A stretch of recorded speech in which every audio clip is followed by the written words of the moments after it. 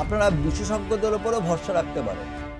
এই ভাইরাসে আতঙ্কিত হওয়ার কিচ্ছু নেই, বারবার বলছেন তারা। গুজরাট কর্ণাটকে মোট 3 জন সংক্রমিত হওয়ার খবর পাওয়া গেছে। তবে তারা সাম্প্রতিককালে চীন বা অন্য কোনো বিদেশে তারা যায়নি। এই ভাইরাস নিয়ে আতঙ্কিত হওয়ার কিছু নেই বলে ইতিমধ্যেই জানিয়েছেন কেন্দ্রীয় স্বাস্থ্যমন্ত্রী জেপি নাড্ডা। তিনি জানান, হিউম্যান মেটাপোনিউমো ভাইরাস নতুন কোনো ভাইরাস নয়।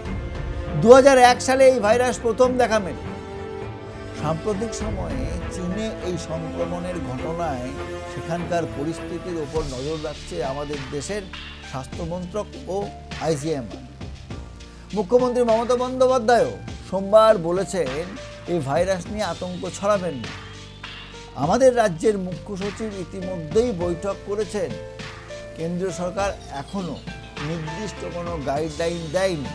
নির্দেশ পেলে রাজ্য সরকার প্রয়োজন মতো ব্যবস্থা নেবে।